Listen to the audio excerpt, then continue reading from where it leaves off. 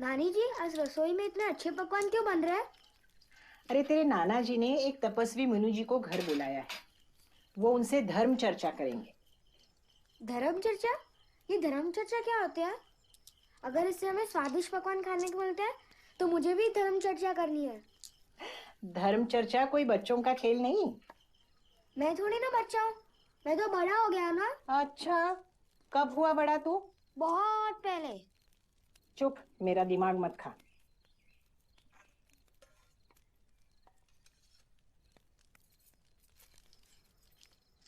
नानी, मैं लड्डू ले लूं? नहीं नहीं नहीं नहीं, वो मुनि जी को पहले। तू जा अपने नाना जी से बात कर, जा।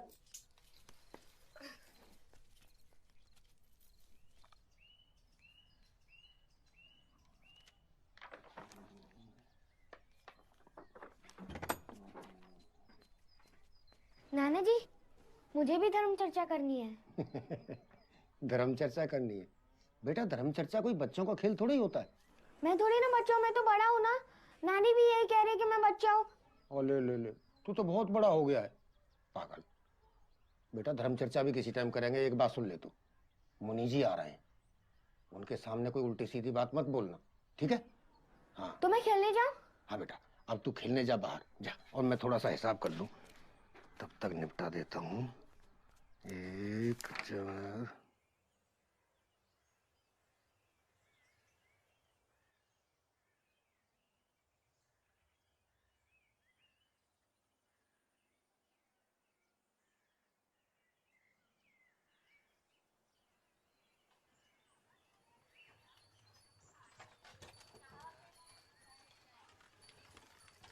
नानी, मुनि जी आ गए हैं। नानी, मुनि जी आ गए हैं। प्रणाम मुनिवर्त। यशस्वी भव, आनंदित रहो। पधारिए, छोटे से घर में स्वागत है आपका। यजमान, आदमी घर से नहीं दिल से बड़ा होता है। श्री कृष्ण श्री कृष्ण श्री कृष्ण। आप बड़ी दूर से आए हैं महाराज, आसन ग्रहण करें। धन्यवाद। ईश्वर तेरी करुणा अपार है। धन्यवाद। श्री कृष्ण श्री कृष्ण श्री कृष्ण। वाह, क्या बढ़िया खुशबू आ रही है। अचानक मेरी यानी मेरे शरीर की भूख चौगनी हो गई। वाह, ये तो आपकी अनुकंपा है महाराज।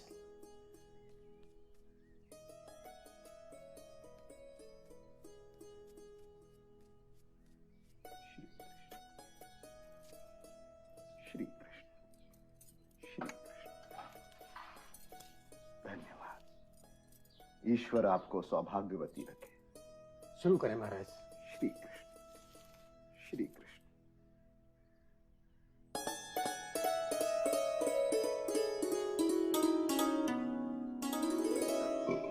वाह यजमान, आपने तो इस नश्वर शरीर को इसी जन्म में स्वर्ग का दर्शन करा दिया। आपके मन में कोई भी शंका हो, कोई भी प्रश्न हो, निसंकोच पूछो। महाराज, उम्र हाथ से छूटी जा रही है। मन में एक बात बार बार उभर कर आती है, क्या इस मनुष्य योनि के सुख दुख के फेर से हम जैसे संसारी की मुक्ति संभव है? सांसारिक जीवन में मुक्ति पाना लगभग असंभव है। नानी, इसका कारण साफ है। क्या यही धर्म चर्चा है? भगवान ने मनुष्य को बनाया ही सुन ऐसा उनकी बातें क्या बोलते हैं। है। इंसान कितनी भी कोशिश करे, वो पाप करने से नहीं बच सकता। हाँ, थोड़ा बहुत पुण्य करके, जैसे कि आपने अभी किया, मृत्यु के बाद होने वाली पीड़ा से थोड़ा बहुत बच सकता है, लेकिन मुक्त नहीं हो सकता। और मनुष्य को हमेशा नरक का डर होना चाहिए, क्योंकि नरक भी एक नहीं 7 प्रकार के होते हैं। भगवान ने मनुष्य को बनाया ही ऐसा है कि वो जन्म जन्म की पीड़ा से थक कर तप, साधना और संन्यास का मार्ग ले। यही उसकी परम मुक्ति है। क्या आपने कभी नर्क देखा है? या फिर कभी आप भगवान से मिले हैं? बड़ा नटखट बच्चा है। बेटा जाओ बाहर खेलो। महाराज जी, आपको बच्चे के प्रश्न का उत्तर देना चाहिए। मैंने शास्त्रों का अध्ययन किया है और शास्त्रों की वाणी परमात्मा की वाणी। मैं सदा वही कहता हूँ। तो फिर तो आपका भगवान भी तो पापी हुआ। तभी तो हम सबको बनाया पाप करने के लिए। बेटा अपनी जुबान को काबू में रखो, वरना घोर अनर्थ हो जाएगा। अरे भाई, इसको भीतर लेके जाओ। पता नहीं क्या क्या बोले जा रहा है। बालक परमात्मा का स्वरूप होते हैं महाराज जी, और राजा को अपनी बात कहने का पूरा हक है। अपमान, धर्म का घोर अपमान। अब मैं यहाँ एक पल नहीं रुक सकता। हे परमात्मा, हे प्रभु, मुझे माफ करना। धर्म का घोर अपमान। अरे जाओ जाओ, हमारे गांव में गहरा तालाब है, उसमें जाके डूब मरो। सारे पापों से मुक्ति मिल जाएगी। जाको प्रभु दारुण दुख देही, ताकि मति पहले हर ले। चल बच्चा, मुझे दूसरे गांव छोड़ दे। घोर कलयुग आ गया। मैं अब कभी इस घर में कदम नहीं रखूंगा। घर क्या, इस गांव में कदम नहीं रखूंगा। हे कृष्ण, हे कृष्ण, हे कृष्ण, हे कृष्ण, हे कृष्ण, हे कृष्ण, मेरा इतना अपमान। हे कृष्ण।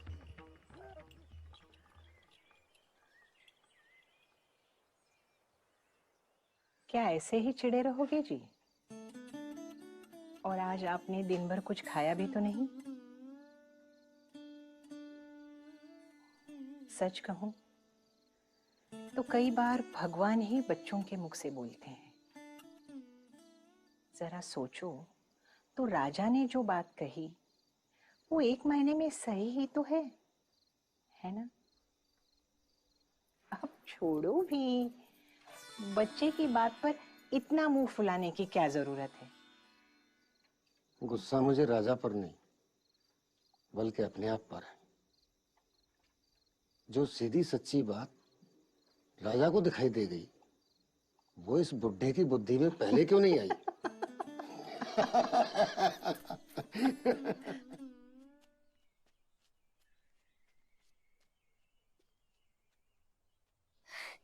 मड़वा बाबा, हमें पिलाओ ना मधवा।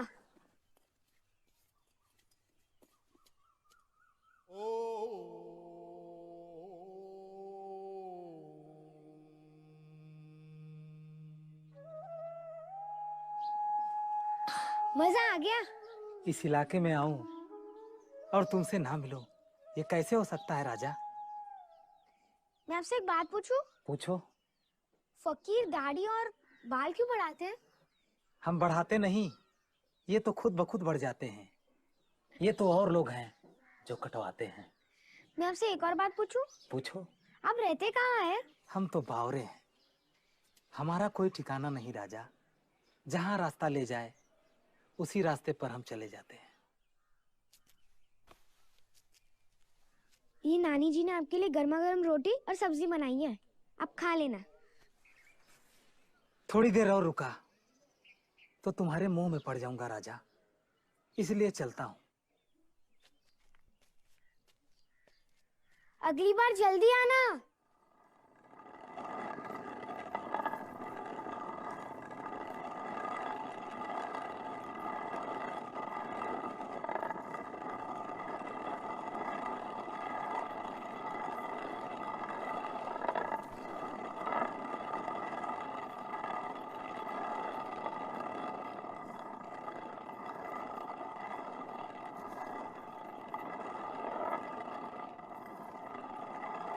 नानी, हाँ।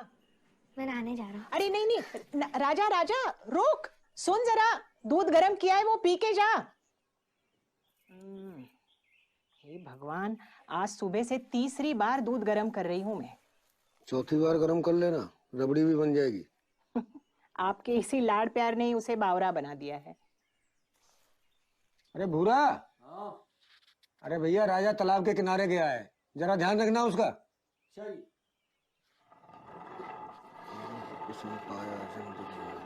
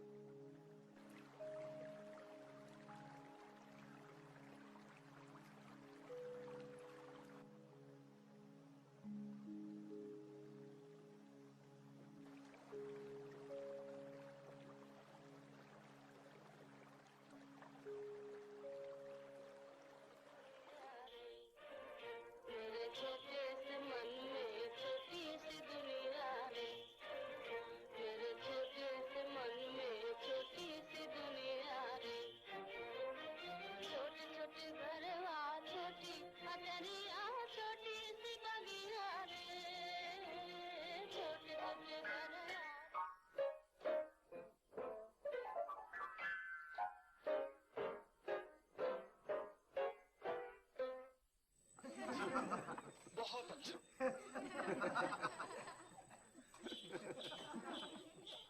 जरा कल से काम ले। देखिए, मैं आपके उपकारों को कभी नहीं भूल सकती, लेकिन अब देखती हूँ कि मुझसे काम न हो सकेगा। मैं बहुत थक गई हूँ। हाँ, लेकिन इसका ये मतलब तो नहीं कि तुम यहाँ से चली जाओ। कम से कम ऐसी हालत में तो मैं तुम्हें न जाने दूंगा। जी शुक्रिया, लेकिन मैं इन्हें यहाँ 1 मिनट न छोड़ूंगा, चाहे कुछ भी हो। अगर तुम भी यही चाहती हो तो मैं मजबूर हूँ। आए हुए 1 महीना भी नहीं हुआ और आज वो स्टेज पर भी निकलेगी। कल मेरे उम्र भर के किए धरे पर पानी न फेरते। पिताजी, यूं बैठे रहने से काम नहीं चलेगा, कुछ कीजिए। तो क्या करूं, तू ही बता। नानी, आपने देखा वो लोग कितने ध्यान से खेल को देख रहे थे ना? उन्हें तो लग रहा था कि यही सच है, पर सच्चाई तो कुछ और ही है। और सारे लोग कितने खो गए थे और कितने खुश थे, नहीं? हाँ, वही तो। खेल शुरू होने के पहले भी पर्दा खाली था और खेल खत्म होने के बाद भी। उन्हें तो लग रहा था कि यही सच है। कितनी अजीब बात है ना? नानी, क्या ये लोग खेल के बाद भी उतना ही खुश या दुखी होंगे जितने खेल के दौरान थे? बेटा, ये बात तो मुझे भी नहीं पता।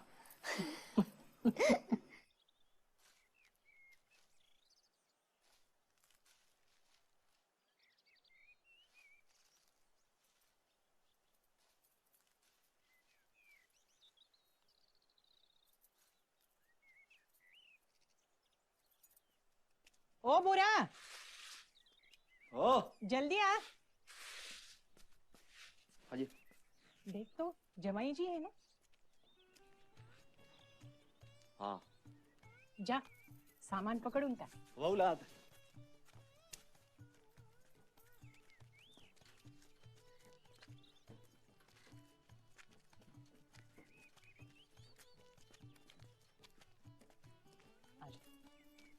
पायलागान अम्मा कैसी हैं? खुश रहो, खुश रहो, खुश रहो बेटे। घर में सब कुशल मंगल तो है? आपकी दया से सब कुशल मंगल है। अरे अम्मा, मैं तो यहाँ पास के एक गांव में किसी काम से आया था रात को, तो सुबह सोचा आप लोगों से मिलता चलूं। अच्छी बात है। राजा कैसा है? आज सुबह तो पौ फटते ही उठ गया था। अभी पढ़ाई के नाम पर अपने नाना जी को तंग कर रहा होगा। भीतर तो चलिए। आइए। ईशापुर 483 लुम्बिनी नेपाल, आजकल नेपाल और उनकी मृत्यु। पायलागान बाबा। प्रणाम बेटा, प्रणाम। दामाद जी के लिए चाय नाश्ते का कुछ इंतजाम कर लो। हाँ। और राजा बेटा, कैसी चल रही है पढ़ाई नाना के साथ? अरे इसकी पढ़ाई को मत पूछो दामाद जी, बड़ी टेढ़ी खीर है। किसी भी किताब को 2 दिन में पढ़ लेता है, उसके बाद उल्टा मुझे ही पढ़ाना शुरू कर देता है। अगर आप मुझे लेने आए तो पहले बता दो, मैं आपके साथ नहीं आने वाला। अरे बेटा, मैं तो किसी काम के सिलसिले में यहाँ पे आया था, तो सोचा तुमसे मिलता चलूं। मैं अपने नाना और नानी के साथ ही रहने वाला हूँ। हाँ हाँ भैया, तू अपने नाना नानी के साथ ही रहे, मैं मना नहीं कर रहा हूँ। और बेटा, कैसा चल रहा है? बस सब आपका आशीर्वाद है बाबा। बाबा, मुझे ना आपसे थोड़ी बात करनी थी। हाँ, अभी हारे थके आए हो, हाथ मुंह धो लो, थोड़ा आराम कर लो, बात भी करते हैं। जी बाबा।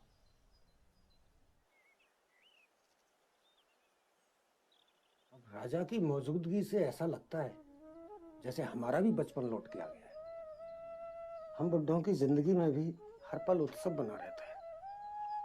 आप बिल्कुल सही कह रहे हैं बाबा, पर असल में बात यह है कि राजा की उम्र बढ़ती जा रही है, और अगर जल्दी ही उसे स्कूल में दाखिला नहीं दिलवाया तो बहुत देर हो जाएगी। देखो बेटा, एक बात कह देता हूं, जब तक मेरी जिंदगी है तब तक राजा यहीं इसी गांव में मेरे साथ रहेगा। रही बात उसकी पढ़ाई लिखाई की, तो उसके लिए एक काबिल से मास्टर का इंतजाम कर देता हूं। बाबा, आप मेरे पूजनीय हैं, आपका कहा सर माथे पर, आपको जो अच्छा लगे वो कीजिए। और बेटा, कौन जाने कब उस ऊपर वाले का बुलावा आ जाए। अरे बाबा, ऐसी बात ही मत कीजिए। मैं तो हमेशा चाहता हूँ कि आपका हाथ हमारे सर पर यूं ही बना रहे। राजा आपके पास ही रहेगा, दिल छोटा करने की जरूरत नहीं है। पर राजा है कहाँ बाबा? अरे दोस्त, आते रहना। गया गया, यही तो बात है।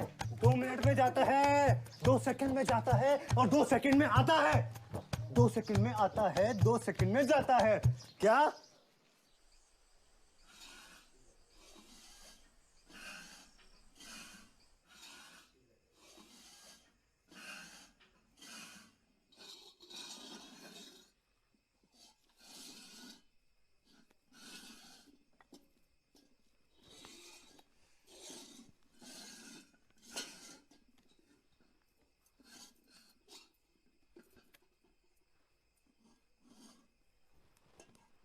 अरे भाई, खाना खिलाओगी भी? दामाद जी को भूख लगी है, कितनी देर हो गई? बस बस, लाई लाई। अम्मा लग रहा 56 भोग बना रही हैं आज। तभी तो कहूँ, गोला कस में गोला कसा जा रहा था, किसमिस बादाम अलग किए जा रहे थे, उम्दा खीर बनाई हुई। बाबा धीरे बोलो, वरना आज खाना नहीं मिलेगा। सुनिए सुनिए, पर आपको खाने से पहले मेरा जादू देखना पड़ेगा। नहीं नहीं भाई, पहले खाना खाएंगे, भूख लगी है। नहीं नहीं दादाजी, आपको देखना पड़ेगा। अरे राजा बेटा, सुना नहीं नाना जी ने क्या कहा? बड़ों की बात मानते हैं ना? नानी, आइए ना, सब लोग जादू देखने वाले हैं। ये करने देना मुझे जरा। नहीं, अगर आप नहीं आएगी तो मैं खाना नहीं खाऊंगा। अच्छा ठीक आइए है ना। ठीक है भाई, तू खा। आती हूँ आप। अरे दादा, तू खाना खा मेरे बाप, और दिखा। चल। आपने बिगाड़ दिया वैसे इसे। अरे नहीं, बच्चा है, दिखा। दिखा तेरा जादू। ये नींबू है।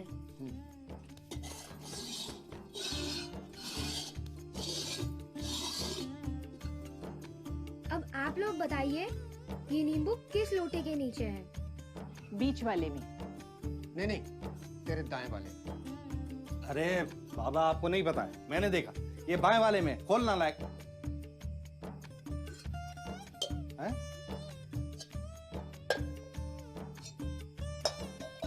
ये तो कमाल हो गया। आखिर ये नींबू गया कहाँ? नाना जी की जेब में है। क्या होता है? नाना जी की जेब में? देखिए ना। देखो तो जरा। मेरी जेब में कहाँ से आ गया? यकीन नहीं होता? अभी देख लीजिए। हाँ भाई, ये तो कमाल हो गया। मेरी जेब में कैसे आया भाई? ये जादू वादू कुछ नहीं होता, सब हाथ का कमाल है। ये ढूंगी बाबा हम लोग को मूर्ख बनाते हैं जादू के नाम पे।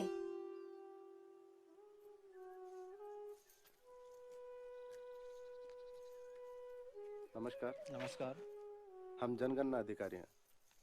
वैसे तो आप सभी के नाम हमारे कागजों में अंकित हैं, पर नए कानून के हिसाब से हमें आपकी जाति और धर्म की सूचना भी लिखनी होगी। हम सबकी जाति मात्र इंसान है, और क्या बताऊं अपना धर्म। कभी मैं सूफियों के रंग में रंग जाता हूं, तो कभी संतों के। कभी जैन मुनियों से प्रभावित होता हूं, तो कभी शाम के ढलते सूरज से। यही सच है बेटा। ये धर्म कर्म की बातें अभी तक तो हमारी समझ में आई नहीं। सब कुछ एक पहेली सा लगता है। जब समझ में आ जाएगी तो बता देंगे। माफ करना, हमारे फॉर्म में ऐसा कोई कॉलम नहीं है, तो मुझे आप लोगों के नाम के आगे नास्तिक ही लिखना होगा। जैसी तुम्हारी मर्जी। क्या इंसान होना काफी नहीं?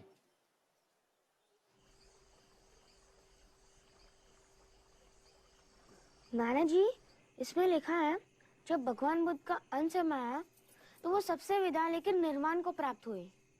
ये निर्वाण क्या चीज होती है? निर्वाण क्या होता है बेटा, ये तो मैं भी नहीं समझ पाया हूँ। शायद इसे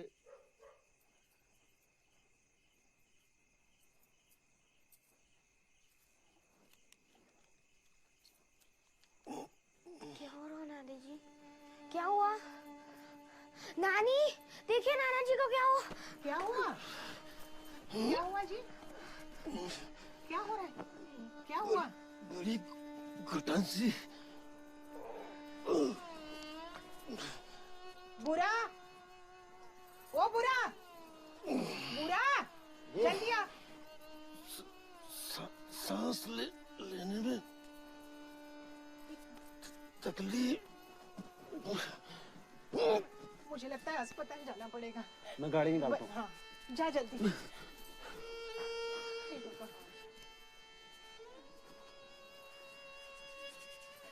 जल्दी कर।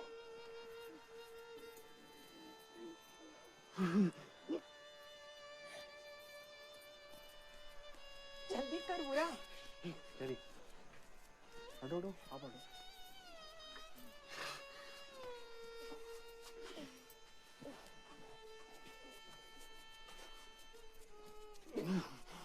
आराम से।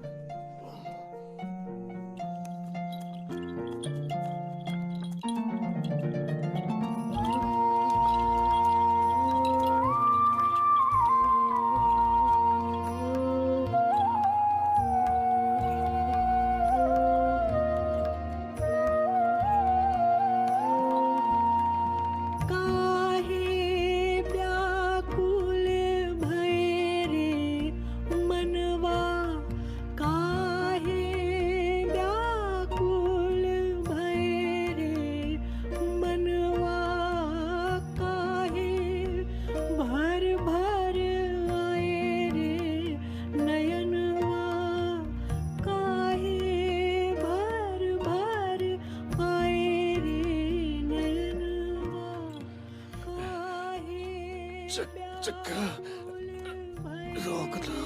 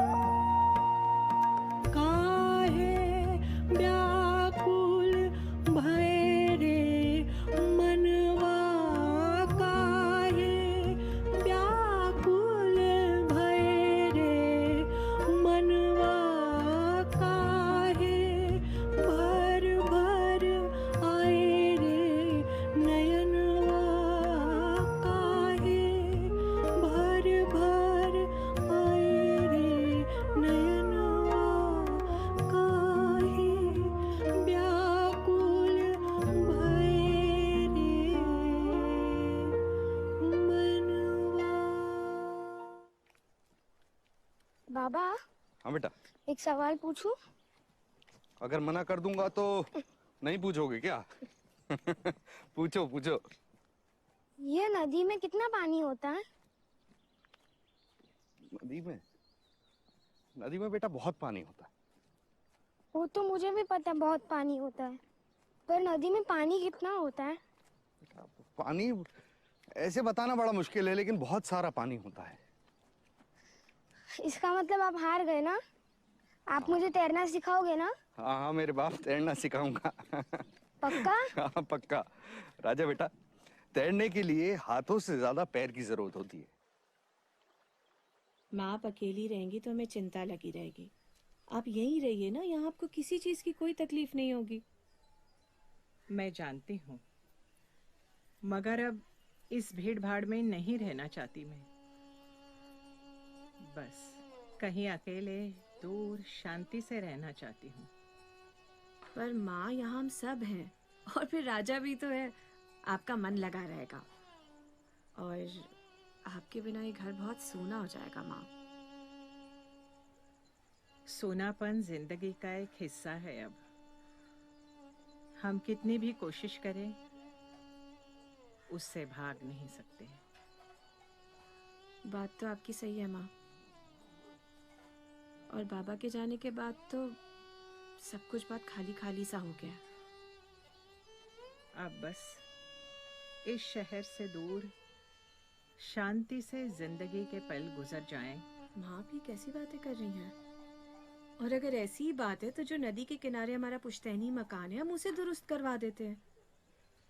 माँ, मैं आपसे कह रहा हूँ कि मैं नानी के साथ ही रहूंगा।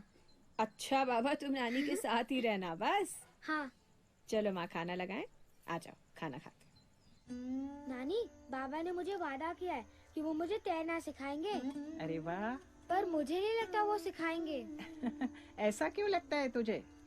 देखो, वो जब एक बार दुकान में घुस जाते हैं तो उन्हें कुछ याद नहीं रहता। मुझे पता है वो फिर भूल जाएंगे। तू फिर तैरना कैसे सीखेगा? मुझे लगता है अगर मैं नदी के अंदर चला जाऊँ तो नदी मुझे खुद तैरना सिखा देगी। ये किसने कहा तुझसे? मुझे पता है। नानी, एक बात पूछूं? हाँ हाँ, पूछो।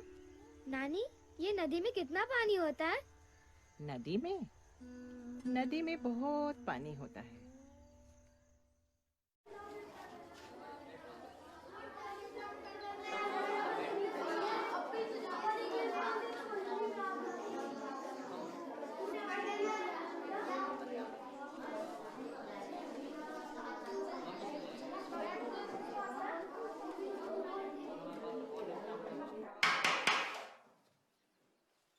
बहुत हो गया शोर आप लोगों का।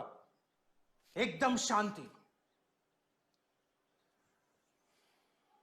बच्चों, आज हम आपको वृक्ष के बारे में बताते हैं। बच्चों, वृक्ष मनुष्य के जीवन का अभिन्न अंग है। वो हमें जीवन देता है। और ये किताब जो हमारे हाथ में है, आप लोगों के पास है, वो भी हमें वृक्ष की कृपा से ही मिली।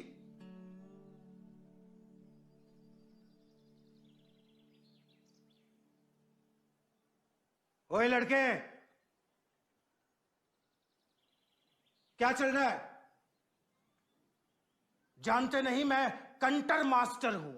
बड़े बड़ों को सुधारा है मैंने। अब यहां आओ और पहले दिन का प्रसाद चख लो। दिमाग के सारे दरवाजे खुल जाएंगे। सुना नहीं? अपना बस्ता बांधो और नीचे आओ।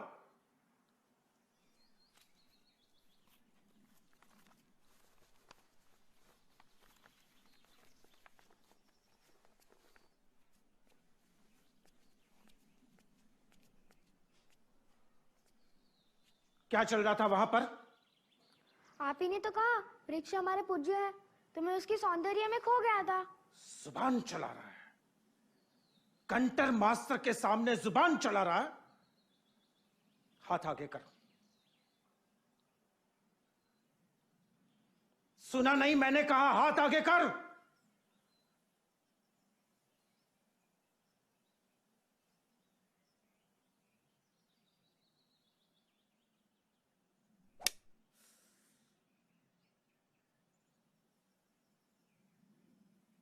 आपने मुझे क्यों मारा इतनी छोटी सी बात पे? मैं आपकी शिकायत हेडमास्टर से कर दूंगा। अच्छा, शिकायत करेगा? धमकी दे रहा है? अरे जा, कंटर मास्टर का कोई कुछ नहीं बिगाड़ सकता। इस शहर के जितने भी पढ़े लिखे लोग हैं ना, उन सभी ने मेरी मार खाई है। जा कर ले जो करना है वो। शिकायत करेगा। हाँ, तो हम आपसे कह रहे थे बच्चों,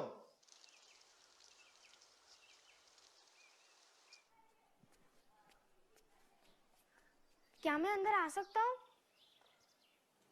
आ जाओ बेटा, आ जाओ। मुझे आपसे एक शिकायत दर्ज करवानी है। तुम्हारा दाखिला तो आज ही हुआ है ना? बोलो क्या बात। आप पहले मेरा हाथ देखिए। ये क्या हुआ? ये हिंसा मेरे साथ कंटर मास्टर ने की है। और वैसे मैंने कोई बड़ी गलती नहीं की थी कि मुझे इतनी कठोर सजा मिले। आपको इस बात के लिए कुछ करना चाहिए। देखो बेटा, स्कूल में ये सब चलता रहता है, धीरे धीरे तुम्हें सब समझ में आ जाएगा। वैसे भी कंटर मास्टर मेरे सीनियर है, इस बारे में मैं कुछ नहीं कर पाऊंगा।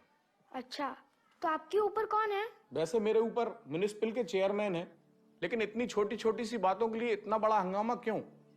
मेरे नाना जी ने मुझे सिखाया है कि कभी अन्याय नहीं सहना और कभी झूठ का साथ नहीं देना। अभी मैं चलता हूँ। नमस्ते।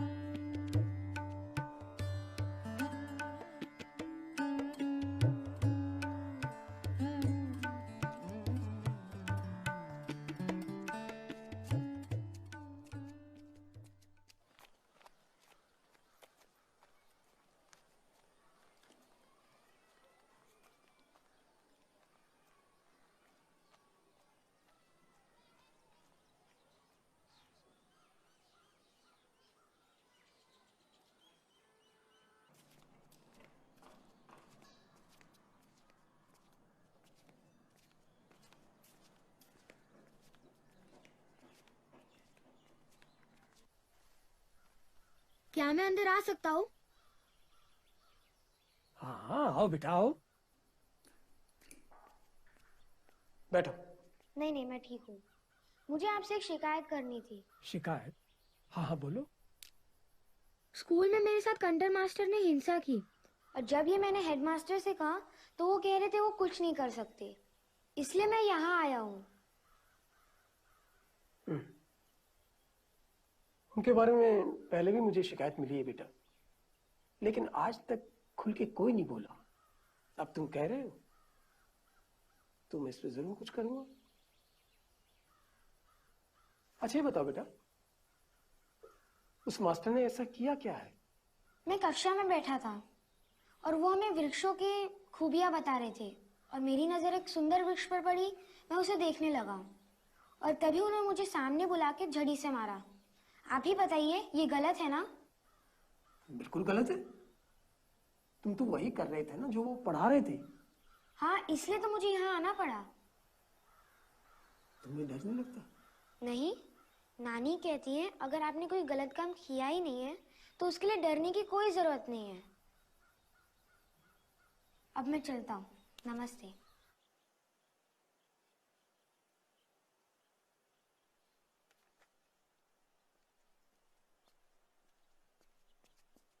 तुम किसी को ढूंढ रहे हो क्या बेटा? क्या ये बड़े लोगों का स्कूल है?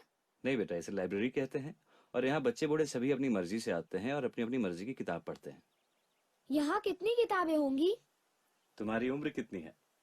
11 साल। तो बेटा अगले 11 साल तक अगर तुम रोज यहाँ आओगे और एक किताब पढ़ोगे अपनी मर्जी की, तो भी किताबें खत्म नहीं होंगी। इतनी किताबें हैं हमारे यहाँ। क्या सोचने लगे? क्या मैं अंदर आ सकता हूँ? मुझे किताबें देखनी है। अच्छा, आ सकते हो, आ जाओ। कंटर की छुट्टी हो गई है रे बाबा, अरे राजा आ गया। और भाई राजा, तुम्हें पता है कि कंटर मास्टर की छुट्टी हो गई, अब वो कभी स्कूल नहीं आएंगे। उनकी बदली कोई दूसरे गांव में हो गई है। तो फिर गाओ इसी रात में, कंटर की छुट्टी हो गई है रे बाबा, कंटर की। हमारा नेता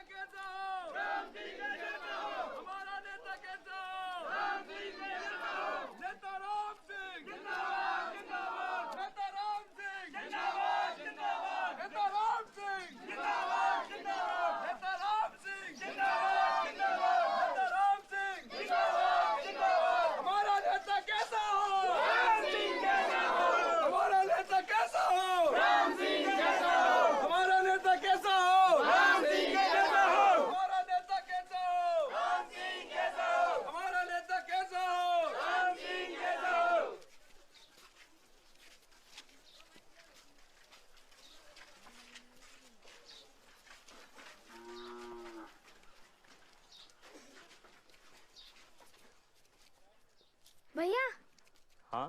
क्या आप इन नेता के पक्के चले हो?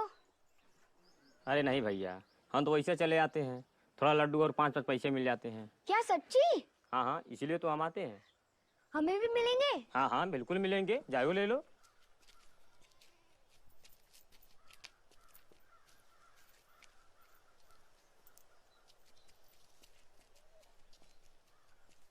राम नाम सत्य है, राम नाम सत्य है, सत्य बोलो सत्य है, राम नाम सत्य है, राम नाम सत्य है, सत्य बोलो सत्य है, राम नाम सत्य है, राम नाम सत्य है, सत्य बोलो सत्य है, राम नाम सत्य है, राम नाम सत्य है, सत्य बोलो सत्य है, राम नाम सत्य है, राम नाम सत्य है, सत्य बोलो सत्य है, राम नाम सत्य है, राम नाम सत्य है, राम नाम सत्य है, राम नाम सत्य है, राम नाम सत्य है, राम नाम सत्य है, राम नाम सत्य है, राम नाम सत्य है, राम नाम सत्य है।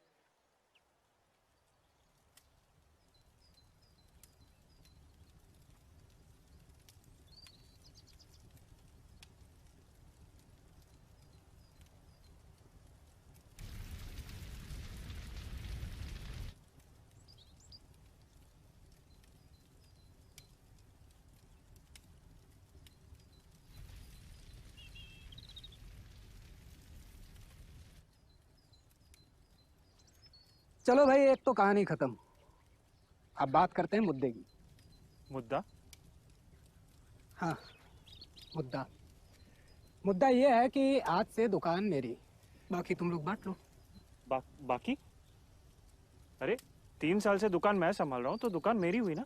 तो क्या हो गया, 3 साल से संभाल रहे थे, अब नहीं, समझे? देखिए, मैं आप दोनों से छोटा हूँ और दुकान अब मैं संभालूं। हाँ, छोटे हो तो छोटे की तरह बात करो, समझे? दिमाग मत खराब करो मेरा। दुकान मेरी है और मैं चलाऊंगा दुकान। आप बड़े हैं ना, तो आप बड़प्पन दिखाइए। हाँ, दुकान मेरी है। बड़प्पन ही दिखा रहा हूँ, बड़े का पहले हक होता है। चाबी मुझे दीजिए और मुझे दुकान चलाने दी। बहुत जुबान चल रही है तेरी, जितना कहा है उतना कान खोल के सुन लो। से बोल कर गए थे मैं दुकान चलाऊंगा। कब बोला?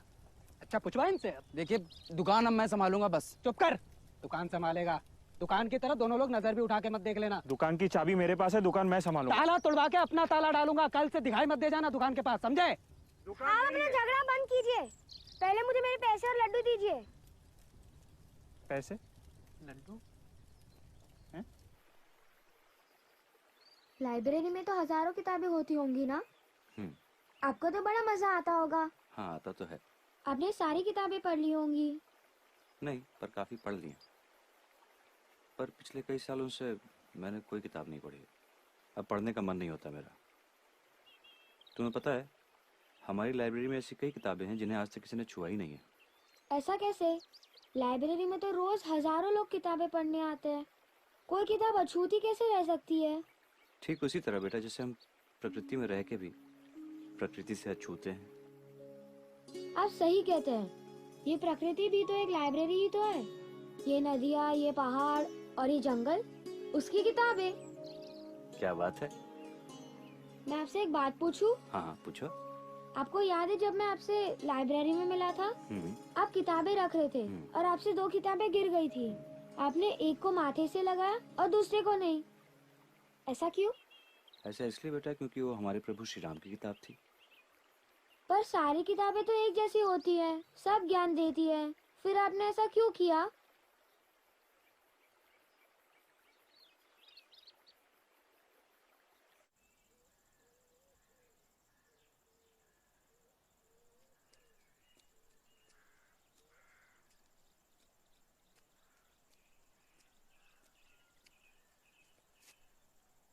बताओ मैं कौन हूँ?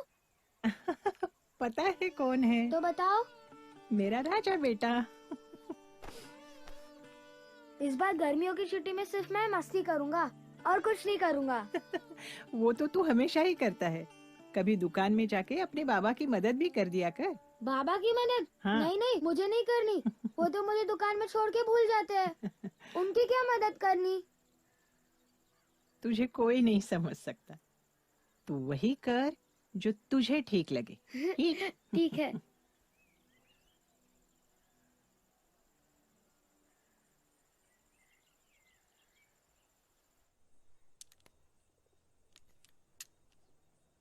बाबा, मुझे यहाँ दुकान में अच्छा नहीं लगता।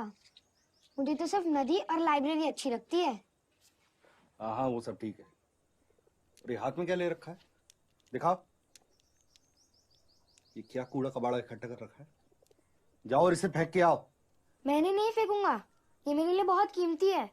इन पत्थरों से मैं खेलता हूँ और इन रंगीन शीशों से मैं आसमान को देखता हूँ। बड़ा मजा आता है मुझे। तुम्हें मेरी एक बात समझ में नहीं आती है। मैंने क्या कहा? जाओ और फेंक के आओ। मैं इन्हें फेंकूंगा, पर एक शर्त पे। आपको भी अपनी जेब से सारे पैसे फेंकने होंगे। मंजूर है आपको? पैसे फेंकने होंगे? हाँ। अरे बेटा, तुम्हें पता भी है ये घर, ये दुकान किससे चलती है? पैसे से। पैसा बहुत कीमती चीज है बेटा। जैसे आपके लिए पैसे कीमती है, वैसे मेरे लिए ये कीमती है। तो भैया, तू जा अपनी लाइब्रेरी जा, वहीं किताबों से अपना माथा फोड़।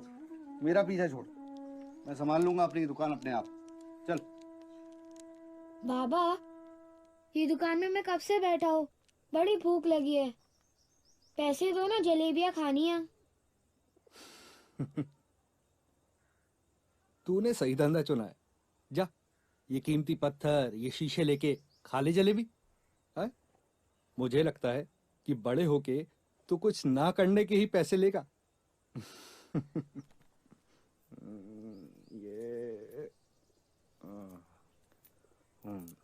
ये ले।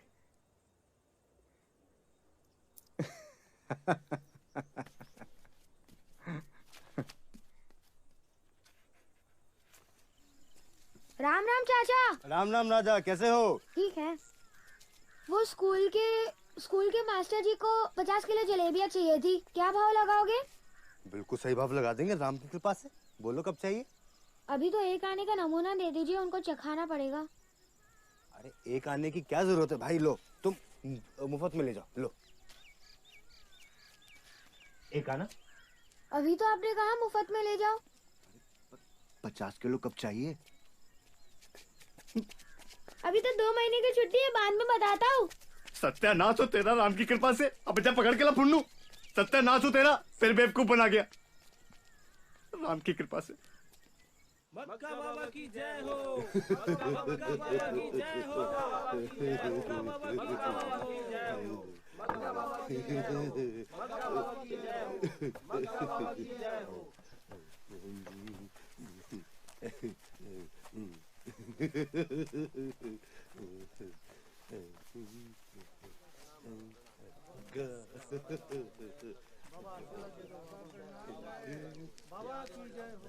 भैया, ये बूढ़े आदमी कौन है और आप यहाँ कहाँ से आए हैं? ये हमारे मग्गा बाबा हैं। पिछले महीने पड़ोस के गांव वाले इन्हें यहाँ से उठाकर ले गए थे, चुपके से। बड़ी मुश्किल से ढूंढ के लाए हैं इन्हें। अच्छा, कमाल है। मग्गा बाबा में ऐसी क्या खास बात है? खास बात, ये बहुत कमाल के हैं। जहाँ जाते हैं वहाँ खुशहाली खुशहाली होती है। जारू सारू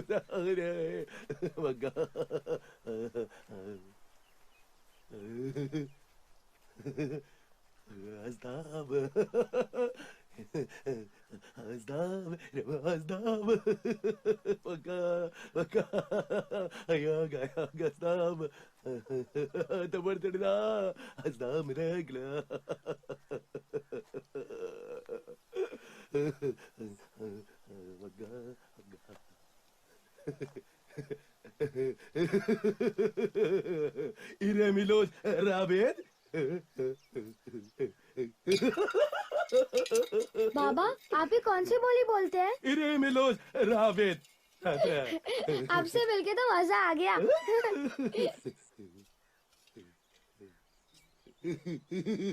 वाह, सौदा तो अच्छा है। अगर आपका ये जादुई मग्गा मेरे पैसों को दुगना कर सकता है तो मजा आ जाएगा। अब तो दोस्ती पक्की। हाँ ठीक है, तो मैं चलता हूँ।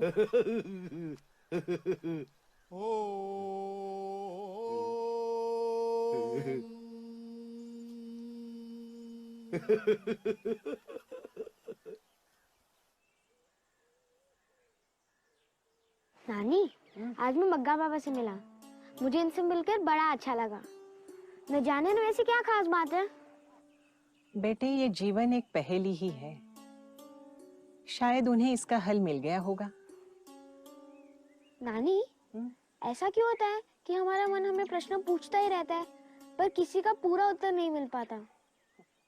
बेटा, उत्तर मिलने तक रुकना नहीं, प्रश्न जरूर एक दिन हार जाएगा। बाबा, ये नदी बहुत गहरी है। हाँ है तो, वहाँ पे बहुत गहरी। और उस तरफ और भी गहरी। क्यों, डर लग रहा है? नहीं, मुझे किसी से डर नहीं लगता। मछलियाँ हैं? मगरमच्छ भी है। अब डर लग रहा है? नहीं। देखिए बाबा, वो बादल एकदम मुनि की तरह लग रहा है ना? क्या? हाँ हाँ।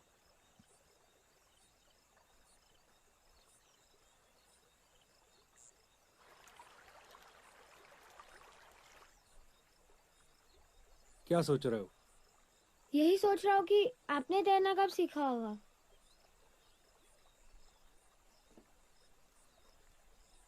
डर लग रहा है? नहीं, थोड़ा भी नहीं? थोड़ा भी नहीं। डूबने से भी नहीं? नहीं। जरा सा भी? नहीं।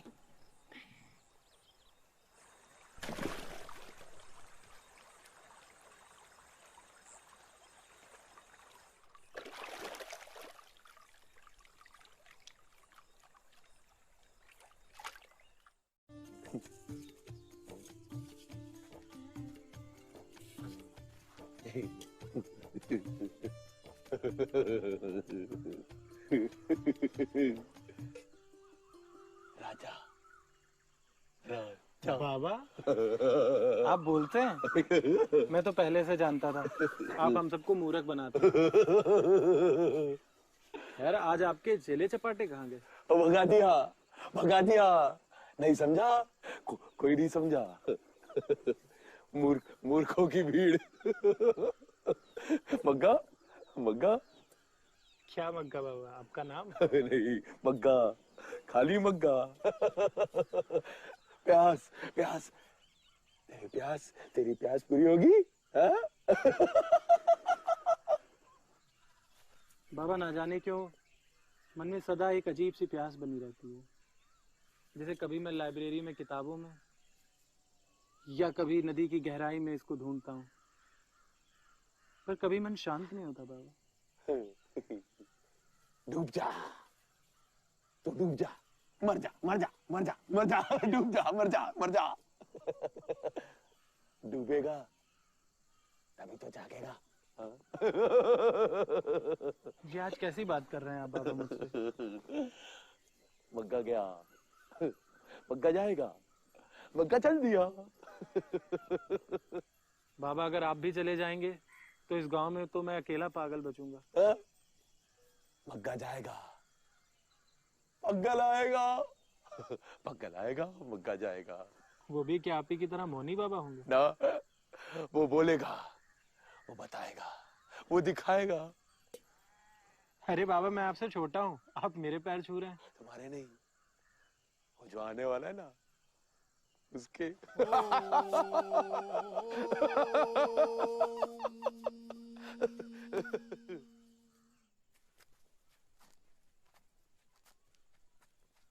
नमस्ते। अरे रजनी जी, बड़े दिनों बाद। आइए बैठिए। कैसे हैं आप? बढ़िया हूँ, आप कैसी हैं? बिल्कुल ठीक।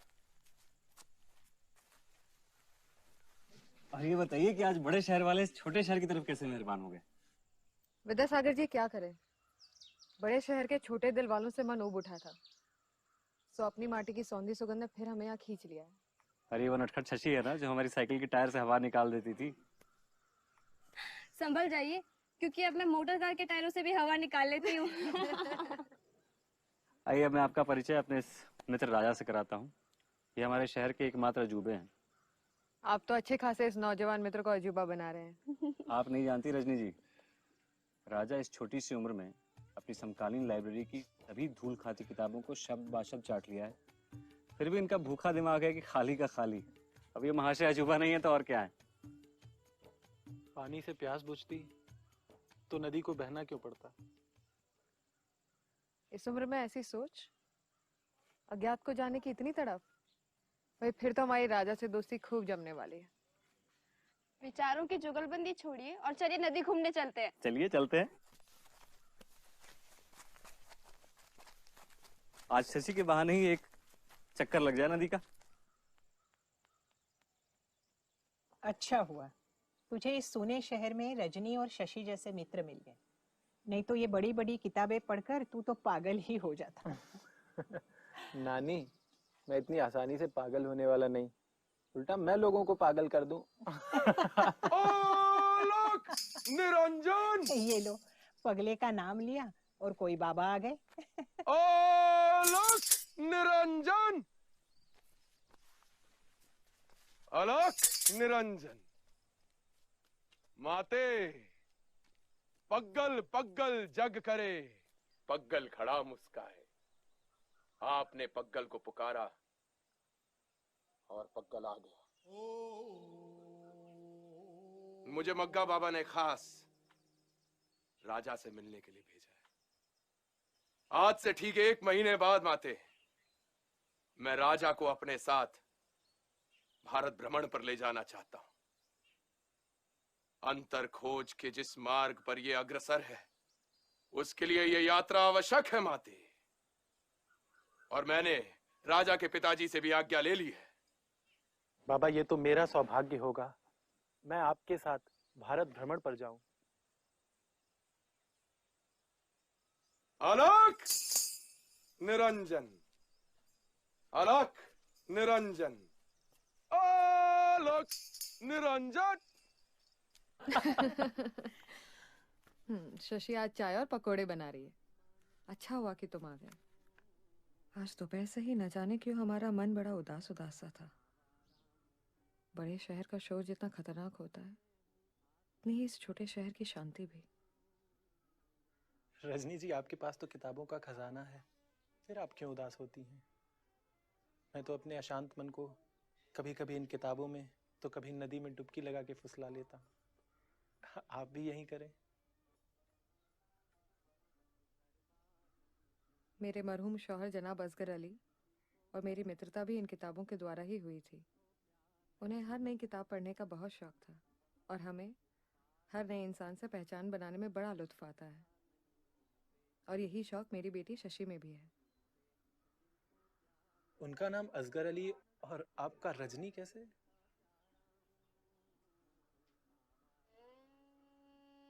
मेरी पहली शादी एक जाने माने हिंदू परिवार में हुई थी। बदकिस्मती से वहां दिल के तार नहीं जुड़ पाए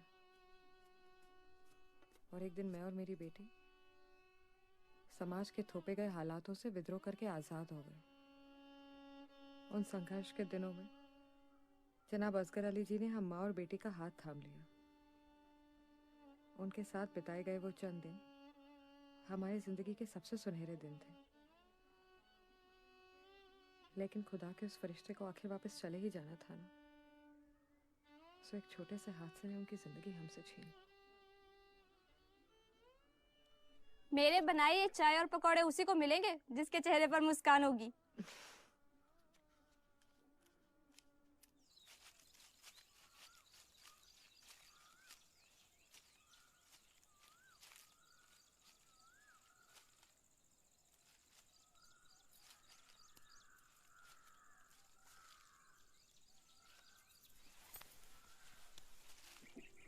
इतने कोमल हाथ तो किसी शैतान बिल्ली के ही हो सकते।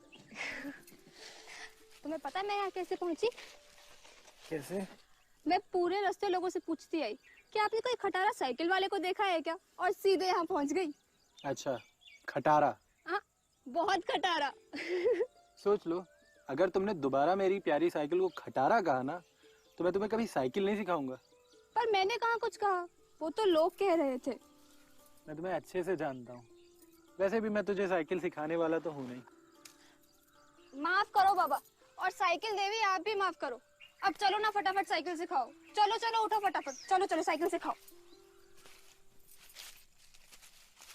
अरे वाह, साइकिल चलाने में तो बड़ा मजा आ रहा है। अरे अरे संभल के संभल के। अरे देखा, मुझे चोट लग गई। कुछ नहीं लगी है। पता है शशि, जिंदगी भी एक साइकिल की तरह है, जिसमें अगर हम संतुलन बनाना सीख जाएं तो बड़ी आसानी से कट सकती है। मुझे भी संतुलन बनाना सीखना है। मैं सिखाऊंगा ना तुम्हें संतुलन बनाना। तो फिर चले? चलो।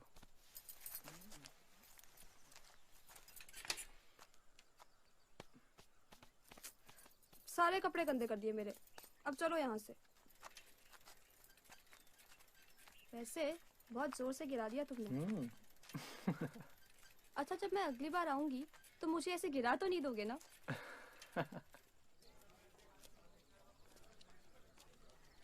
राजा, तुम्हें इस शहर में कभी बोरियत महसूस नहीं होती? मेरा जब कभी मन नहीं लगता मैं तो नदी के किनारे जाके बैठ जाता हूँ, या घंटों आकाश को या झूमते पेड़ों को देखता हूँ, या कभी यूं ही बाजार में अनजान चेहरों को देखता हूँ, तो कभी दुकानों पे लगे मजेदार किस्से पढ़ लेता हूँ। इससे मेरा मन अपने आप शांत हो जाता है। अरे अरे, ये देखो यहाँ क्या लिखा है। हमारे यहाँ केश कटवाइए और अपने जीवन का बोझ हल्का कीजिए।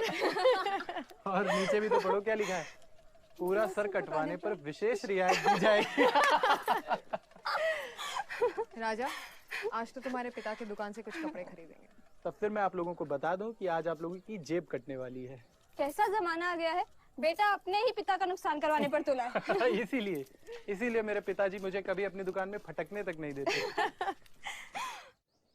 भाई गिरधारी जी, इस माधवलाल की बिटिया की शादी में 4 साड़ी और 4 ब्लाउज गए थे जी। उसके पैसे अब तक नहीं आए, बहुत दिन हो गए, जाके देख के आओ। नमस्कार जी नमस्कार। हम राजा के मित्र हैं। आहा। राजा बहुत तारीफ करता है आपकी, तो हमने सोचा आपसे मिल लिया जाए जी। और कुछ कपड़े भी लेने थे। जी बहुत अच्छा किया। आप अंदर आइए ना, बाहर क्यों खड़ी हैं? वैसे राजा हमारी तारीफ करे ये बात कुछ हजम नहीं हुई, लेकिन हाँ आपने बहुत अच्छा किया जो हमारी दुकान पे चली आई। क्या है ना, इस बहाने राजा की शक्ल देखने को मिल गई, नहीं तो ये दिन रात अपनी किताबों में मस्त रहते हैं और ना माँ बाप की चिंता रहती है ना दीन दुनिया की। लेकिन चाचा जी, एक बात बोलूं? आप राजा को किसी पग्गल बाबा के साथ 1 महीने के लिए बाहर भेज रहे हैं, तो आपको डर नहीं लगता कहीं वापस आने तक ये भी कोई अग्गल पग्गल बाबा बन गया तो? अरे बिटिया, डर तो लगता है पर राजा के लिए नहीं, उस पग्गल बाबा के लिए। क्या है ना कि 1 महीने तक वो इसके ऊट पटांग सवालों के जवाब देगा तो देगा कैसे? चाचा जी, एक और बात बोलूं? आप ना बिल्कुल सही कह रहे हैं। सिरा पे दरी गंगा गंगा सिरा पे दरी गंगा सिरा पे दरी गंगा गंगा सिरा पे दरी गंगा गंगा गंगा सिरा पे दरी गंगा। ये बात मन को कितना सुकून दे रही है कि हम इंसान, ये पहाड़ और नदियां सब आपस में जुड़े हैं। कुछ तो है जो सबको बांधे हुए है।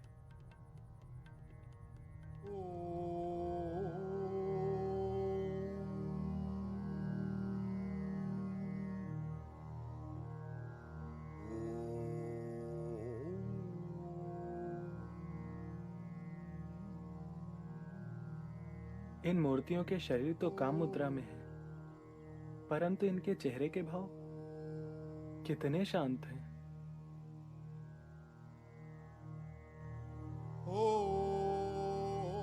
ये भी तो एक योग मुद्रा है।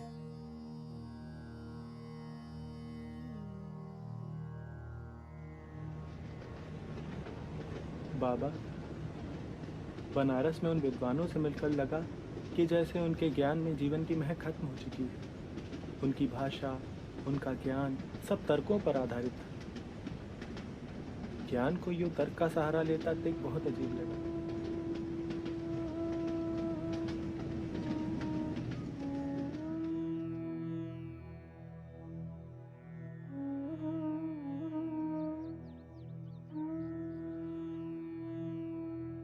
ऐसा लगता है कि इसे कुदरत ने ही बनाया है। इतने दिनों में कितने इंसान, तूफान, बारिशें आई होंगी। इतने दिनों में कितने ही लोग आए और गुजर गए, पर ये सबको यूं ही देखता रहा होगा जैसे कि आज।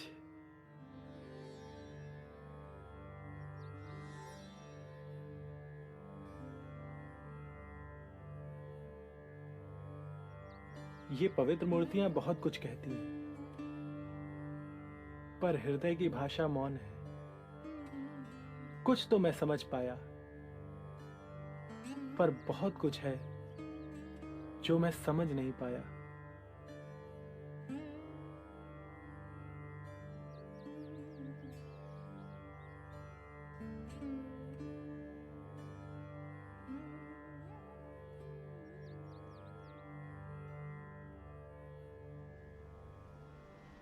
बाबा, सागर कितना विशाल होता है ना, इसका कहीं कोई अंत ही नहीं दिखता। और वो देखिए, ऐसा लगता है कि जैसे आकाश भी सागर में मिल गया हो।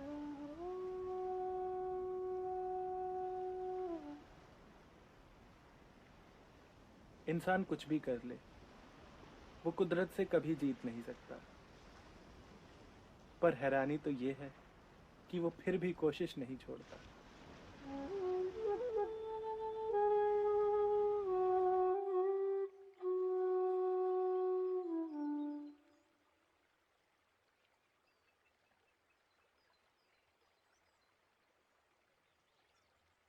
राजा, अब विदा लेने का वक्त आ गया है। बहुत जल्द तुम्हें मस्तो बाबा मिलेंगे,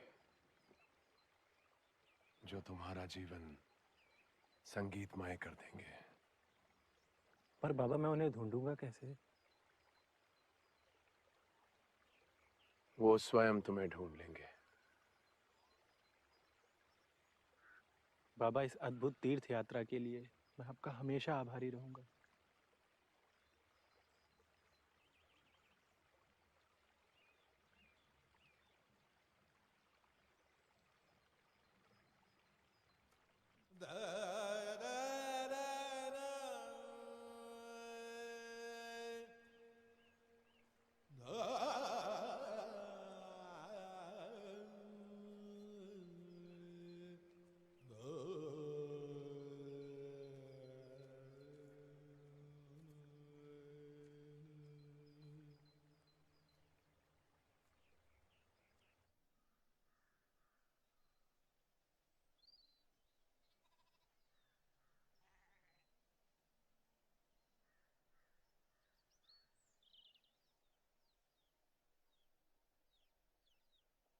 नानी, एक बात बताओ।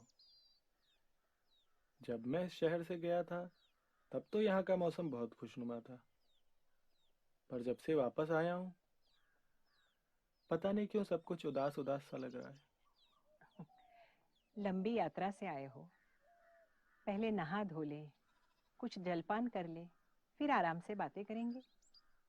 नहीं नानी, मैं बाद में नहा लूंगा। पहले मैं रजनी जी के घर होके आता हूँ। मैं बस यूं गया और यूं आया।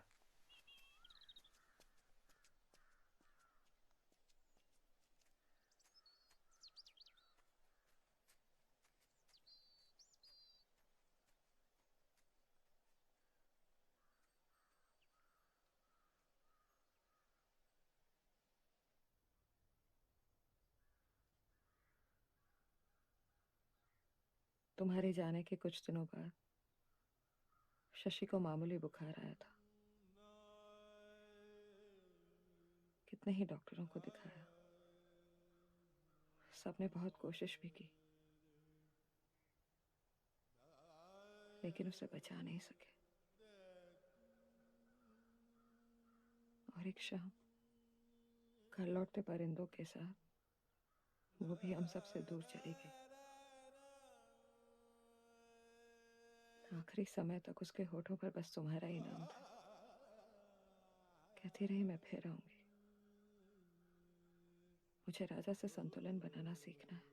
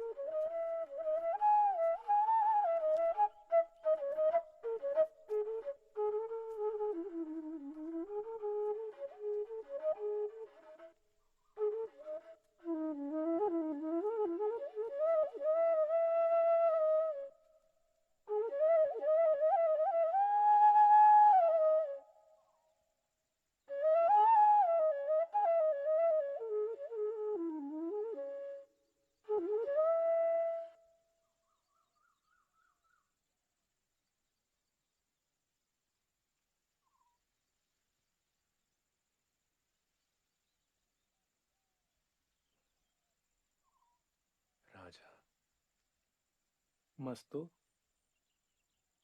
क्या मैं आप जैसी बंसी बजाना सीख सकता हूँ?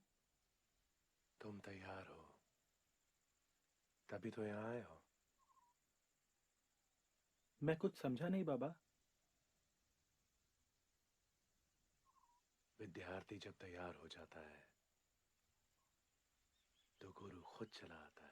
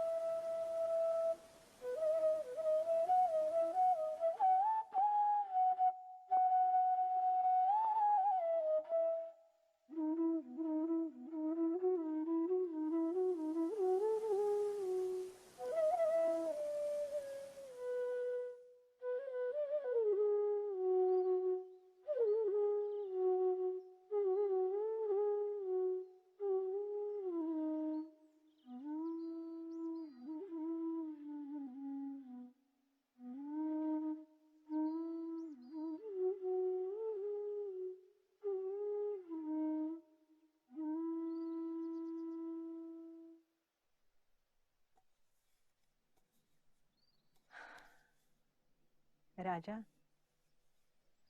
जब तुम अपनी बांसुरी की धुन में इस तरह खो जाते हो तो न जाने क्या जादू कर देते हो।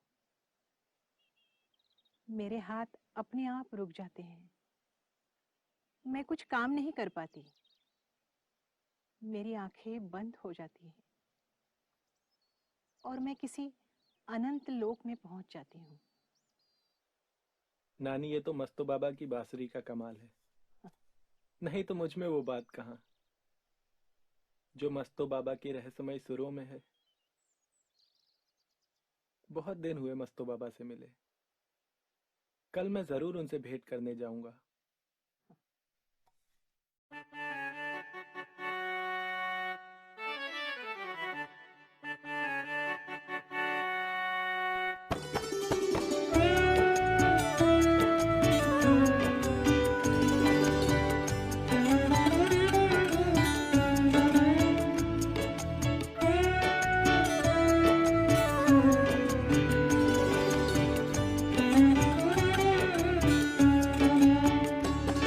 चकोरवा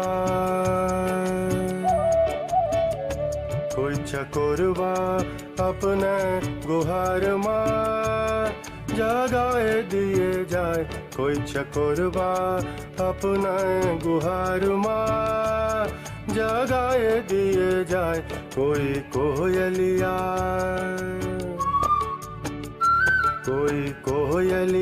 अपने पुकार माँ रुलाए दिए जाए। कोई कोयलिया अपने पुकार माँ रुलाए दिए जाए।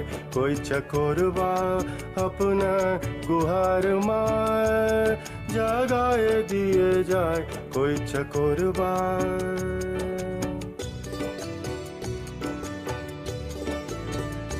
कोई बदरिया के पार से बुलाए लिए जाए। कोई बदरिया के पार से बुलाए लिए जाए। कोई नजरिया के जाम से पिलाए दिए जाए। कोई नजरिया के जाम से पिलाए दिए जाए। पिलाए दिए जाए। कोई चकोरवा अपने गुहार माँ जगाए दिए जाए। कोई चकोरवा अपने गुहार माँ जगाए दिए जाए। कोई चकोरवा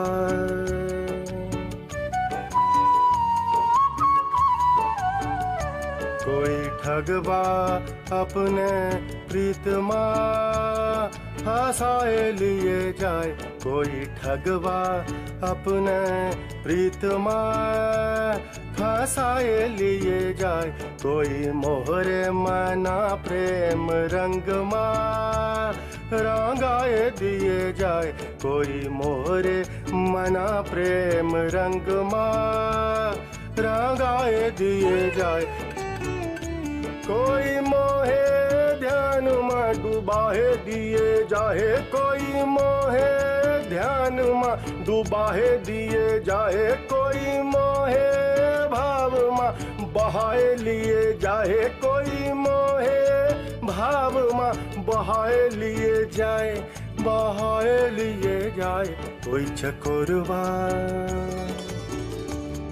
चकोरवा अपने गुहार मां जगाए दिए जाए, कोई कोयलिया अपने पुकार मां रुलाए दिए जाए, कोई चकोरबा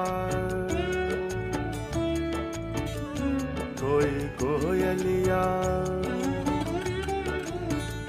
कोई चकोरबा कोई कोयलिया।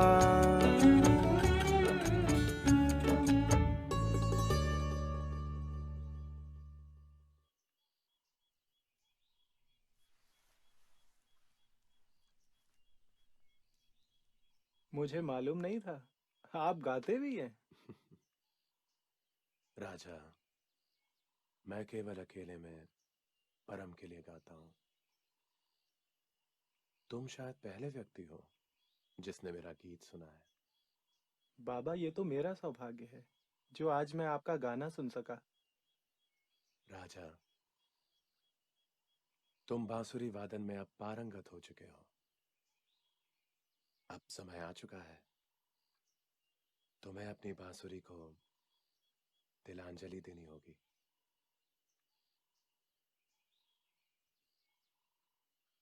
जो कुछ मुझे प्यारा है वो मुझसे छीना क्यों जाता है? अगर मैं आपसे कहूं कि आप गाना छोड़ दें तो क्या आप छोड़ देंगे?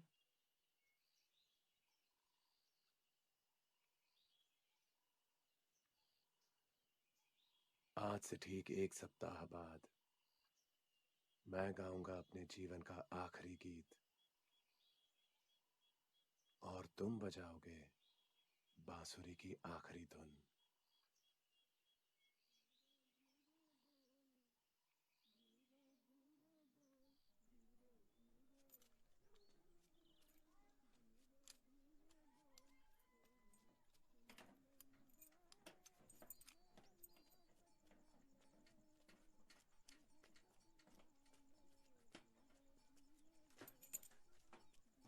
आशा करते हैं कि आप आती रहेंगी। जी बिल्कुल।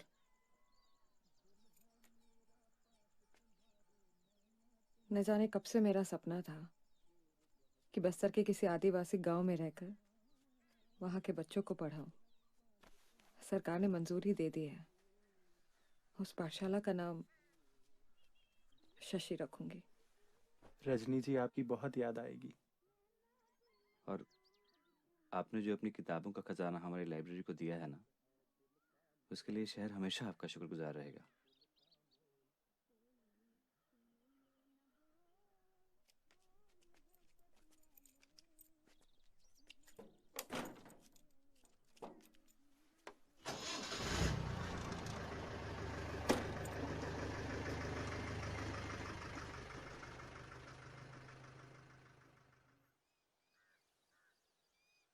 बेटा देखो, तुम्हारे स्कूल की पढ़ाई तो अब पूरी हो चुकी है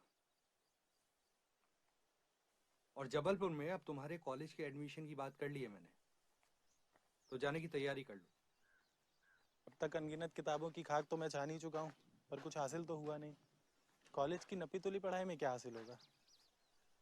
राजा, तुम और तुम्हारी ये पहेलियां ना, एक बात समझ लो कि कॉलेज की पढ़ाई से और कुछ तुम्हें हासिल हो या ना हो, डिग्री जरूर मिल जाएगी। और एक बार डिग्री हाथ आई ना तो नौकरी मिलते देर नहीं लगेगी। चलिए ये भी करके देख लेते हैं। वैसे भी एक एक करके शहर से मेरा नाता तो टूटता ही जा रहा है।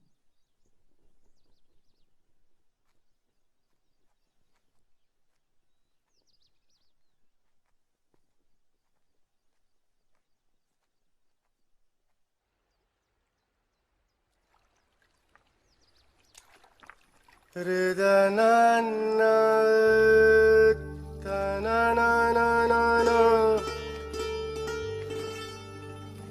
Ridanana, tananana, Ridanana,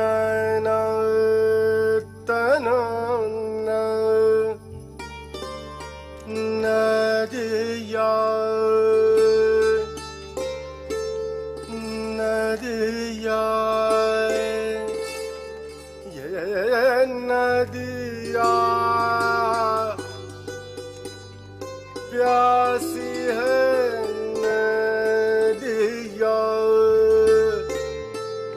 प्यासा है जोगिया, प्यासा है जोगिया।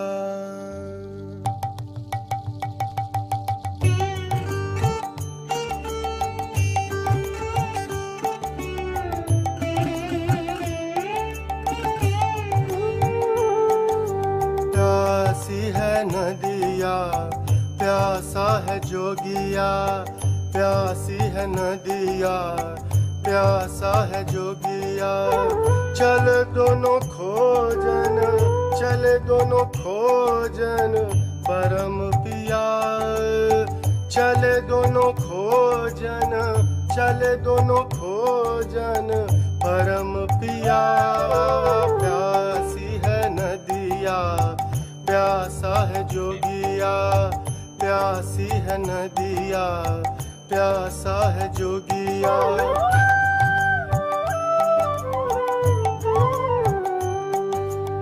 एक व्याकुल बहे हो जय सागर बांवरिया, दूजा पागल डोलाए चहुओर करे पुकारा।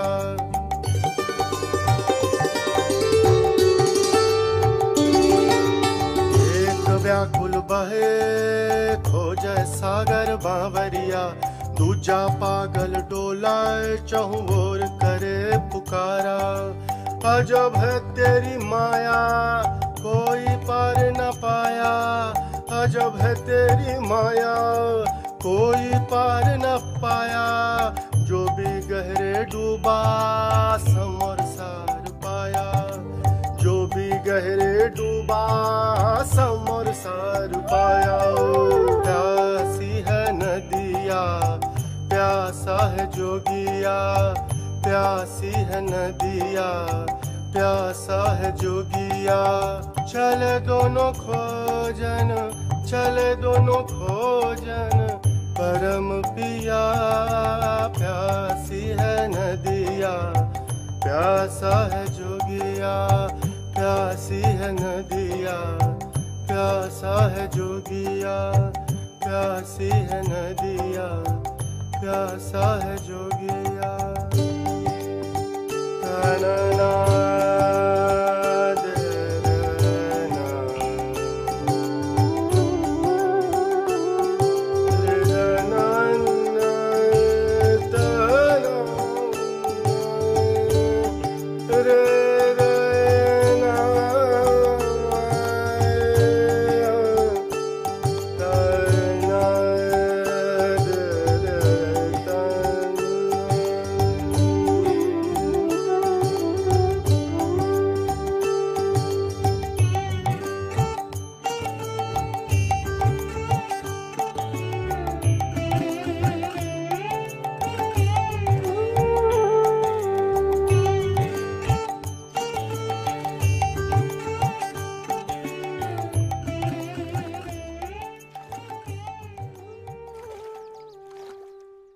राजा, वो समय आ गया है जब तुम्हें तुम्हारी ये प्यारी सी बांसुरी को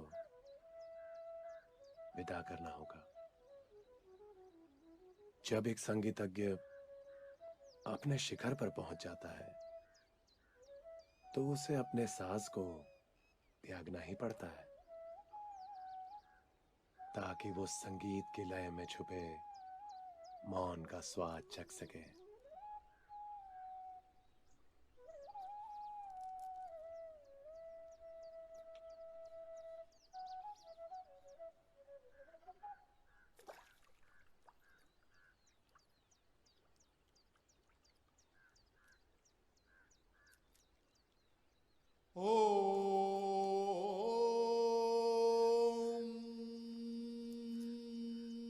पता नहीं क्यों मुझे आप, मग्गा बाबा, पग्गल बाबा तीनों अलग अलग नहीं बल्कि एक ही लगते हैं।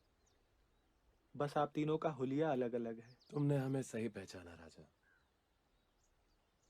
सत्य की राह पर चलने वालों की सुगंध एक सी ही आती है। राजा, तुम्हारा और मेरा सफर यहीं तक था। आगे की यात्रा तुम्हें अकेले ही तय करनी होगी। जाओ, स्वर्णिम भविष्य तुम्हारा इंतजार कर रहा है।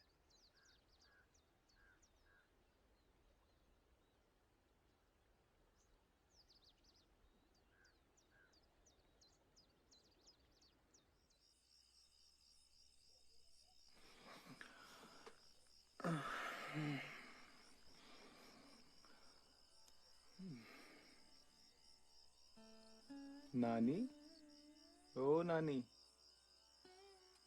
कहाँ खो गई थी आप? बेटे, बचपन में हर रात तुम अपने जिए हुए पल मेरे हवाले कर देते थे। बस उन्हीं अनगिनत पलों की यादों में खो गई थी।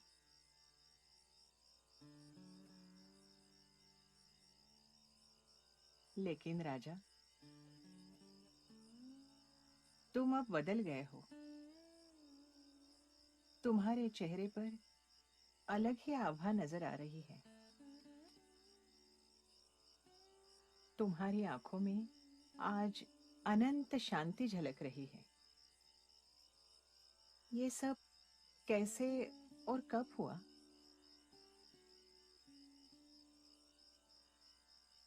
नानी, यही तो मैं आपको बताने आया था।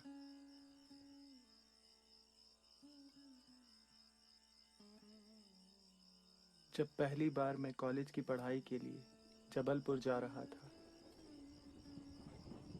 तो मेरा मन बहुत भारी हो रहा था।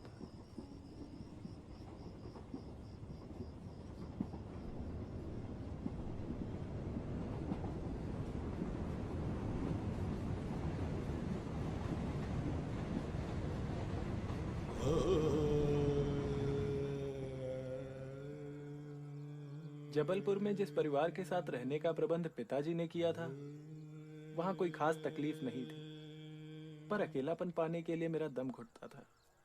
सो मैंने बगैर पिताजी को बताए एक अलग मकान ढूंढना शुरू कर दिया।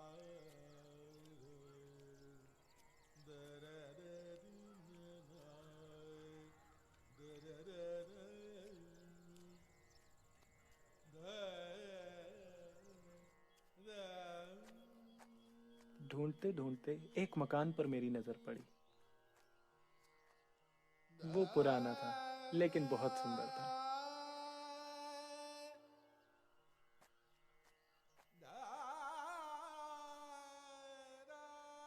मैं ढूंढता हुआ उसके मालिक, एक पक्के सिंधी श्री चरणदास के पास पहुंचा। और 6 आना का ये हिसाब है तो 2 आना की। नमस्कार चरणदास जी। नमस्कार भाई, क्या चाहिए? 7 दूनी 14। आपका भुतहा मकान। भाई साहब, भांग पी के आए हो क्या? चलो भैया, यहाँ से सुबह सुबह धंधे का टाइम है, निकलो। मैंने तो सुना था कि आपके मकान को भूतों ने जकड़ रखा है, आप कुछ परेशानी में हैं। खैर, भाई साहब क्या कह रहे थे? भूतों ने घेर रखा है, बैलों ने नहीं। भूत भगा देंगे। तो क्या मैं भूत ही भगाता हूँ? भूत भगाता हूँ भाई साहब। भूत कोई बैल वैल नहीं कि भगा देते। भूत है भूत, डरते पूरे मोहल्ले वाले उस घर से। अरे भूत भगाना मेरे बाएं हाथ का काम है, और आपका बहुत पैसा वैसा फंसा है उस मकान में। जब आपको भाई साहब, आप सच में भगा देते हो क्या भूत को? अब आपको यकीन मैं कैसे दिलाऊं? आप देख लो मुझे आजमा के। भाई सच कहता हूँ, मतलब ना पैसे की चिंता नहीं है मुझे। इज्जत दांव पे लगी है, बहुत बुरा लगता है जब मोहल्ले से निकलता हूँ ना, छोटे छोटे बच्चे ए भूतिया चरणदास जब बोलते हैं ना खून खोल जाता है। इतना पैसा किस काम का है? नहीं नहीं, आप बिल्कुल चिंता मत कीजिए, अब कोई नहीं कहेगा आपको। एक बार मैं वहां चला गया तो भूत वहां से निकल ही जाना है। भाई अरे यार, ये लो चाबी। वैसे किस तरीके का भूत है? कभी कभी ना रात में छम छम की आवाज आती है तो लगता है औरत भूत है। कभी कभी चिल्लाने की आवाज आती है तो लगता है दो भूत है। आप भगा दोगे ना? 2 भूत है? हाँ। तब तो मुझे कुछ ज्यादा दिन रुकना पड़ेगा वहाँ। आप रुको, कोई परेशानी नहीं है, अपना घर है। हाँ। और चावल दाल नमक कुछ भी चाहिए? अरे नहीं नहीं मेरी तरफ से चलिए लेके जाओ। ठीक है, समझ गया मतलब? ठीक है, मैं चलता हूँ। हाँ ठीक है। भगवान। बस वहां से निकला और सीधा उस घर पर पहुंचा। उसे देखकर मुझे बहुत खुशी हुई। मैं जानता था यहाँ कोई मुझे परेशान करने वाला नहीं है। मैंने जैसे ही उस घर का दरवाजा खोला, वहां रौंद देने वाली शांति थी। पर शायद मुझे तो यही चाहिए था। दिल में अजीब सा सुकून था। बस मैंने अपना सामान उठाया और उस घर को अपना लिया।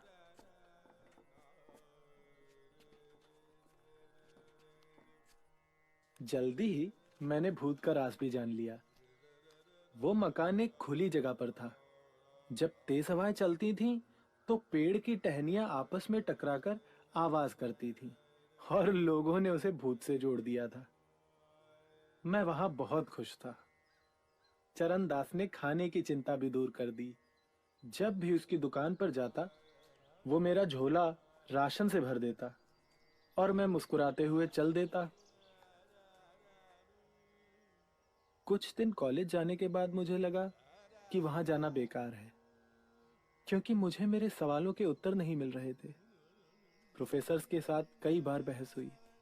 कारण सिर्फ इतना था कि मेरे सवालों के जवाब उनकी रटी हुई किताबों में नहीं थे। मैंने शहर की लाइब्रेरी में जाना शुरू कर दिया। वहां खूब पढ़ता और मन शांत नहीं होता तो घर पर आकर भी पढ़ता। मनुष्य के इतिहास में रचे गए हर शास्त्र द्वारा उस परम रहस्य को जानने की कोशिश करता। यहाँ तक कि कार्ल मार्क्स और लेनिन की सारी किताबें पढ़ डाली थी, पर उन मुर्दा शब्दों ने कभी कोई जवाब ही नहीं दिया।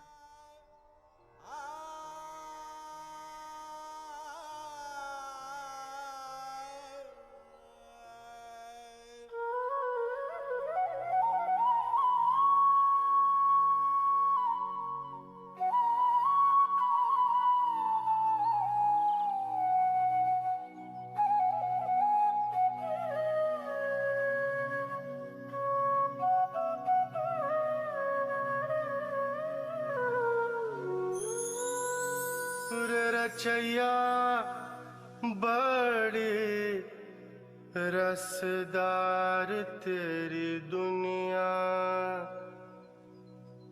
रसदार रसदार तेरी दुनिया, तेरी दुनिया। मेरा पागलपन बढ़ता जा रहा था और मेरे सवाल भी। कभी मैं सूफियों की दरगाह में जाकर उनके जवाब तलाशता, तो कभी साधुओं की टोलियों के साथ घूमता फिरता, तो कभी किसी गिरजाघर की दीवार से पूछता। बुद्ध और महावीर की प्रतिमाओं के उत्तर भी सदा पहेली में मौन में ही होते थे।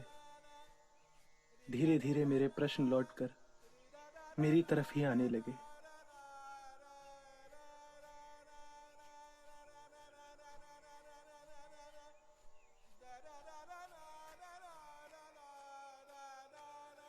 लगता था उत्तर मेरे आसपास ही है, जो मेरी समझ से परे है। दिन और रात का भेद खो चुका था। अकारण मैं पूरी रात यहां से वहां भटकता रहता था। क्यों और कहां से नाता टूट गया था।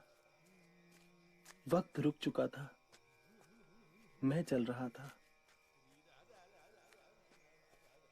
उन्हीं दिनों किसी ने मेरे बारे में पिताजी को खबर कर दी, तो वो एक दिन मुझसे मिलने आ पहुंचे। मेरी हालत देखकर एकदम घबरा गए और मुझे एक वैद्य के पास ले गए। उस वैद्य ने मुझे देखा और मुस्कुराकर एक बोतल में मीठी शरबत दवाई कहकर पिताजी के हाथ में दे दी। पिताजी मुझे हिदायतें देकर घर लौट गए।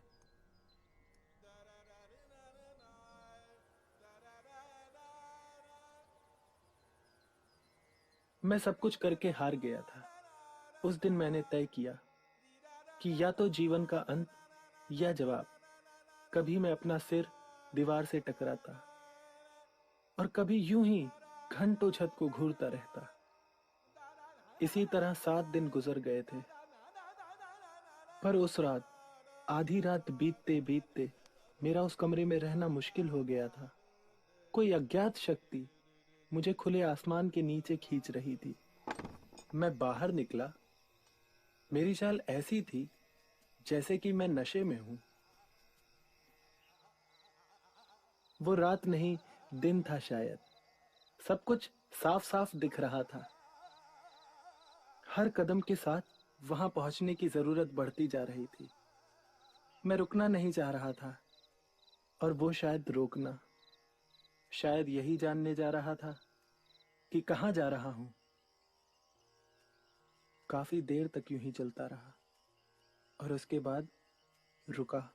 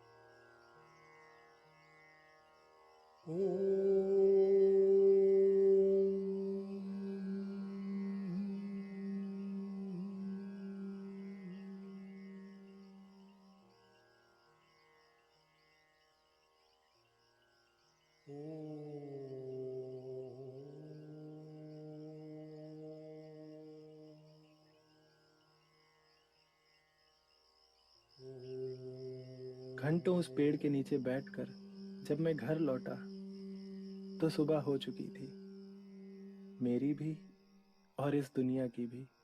वहां जो कुछ था सब नया हो गया था। हर चीज खूबसूरत थी।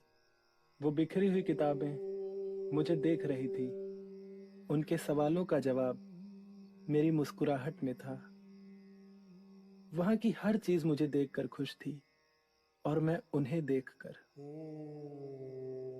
ये घंटों चलता रहा। मुझे सबसे पहले आपकी स्मृति आई और मैं सीधा आपसे मिलने चला आया। अपने इस अद्वितीय अनुभव को आपके साथ बांटने। नानी, ये जो प्रेम और आनंद की अनमोल संपदा मुझे मिली है, इसे मैं सभी के साथ बांटना चाहता हूं। और ऐसा करने के लिए मुझे आपकी आज्ञा चाहिए।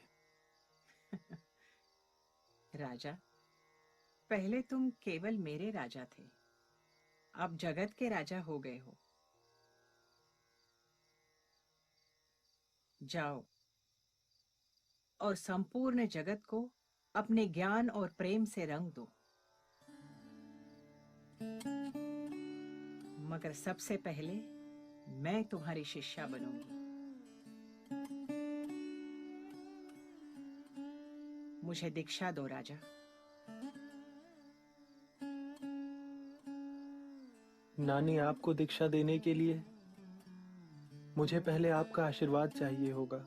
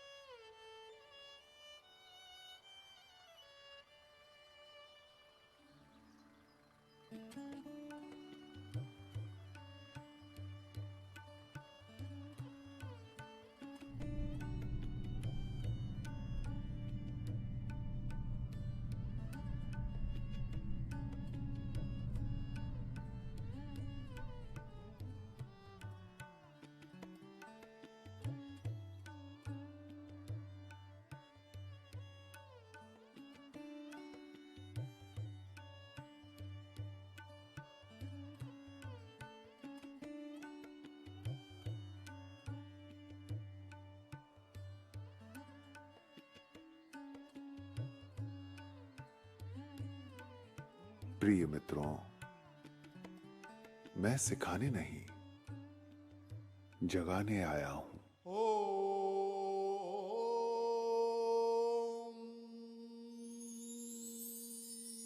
रे रचैया बड़ी रसेदार तेरी दुनिया, कहीं छाया कहीं धूप। रे रचैया बड़ी रसेदार तेरी दुनिया, कहीं छाया कहीं धूप।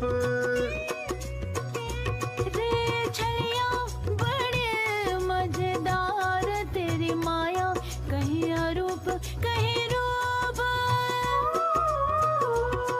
रे छलिया बड़े मजेदार तेरी माया, कहीं अरूप कहीं रूप। बूझ ले बबुआ बूझ ले, बूझ ले बबुआ बूझ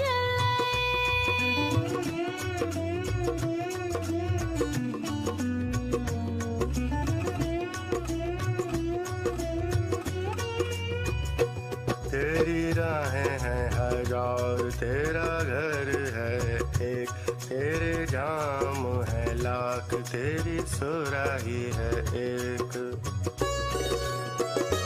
तेरी राहें हैं हजार, तेरा घर है एक, तेरे जाम है लाख, तेरी सुराही है एक।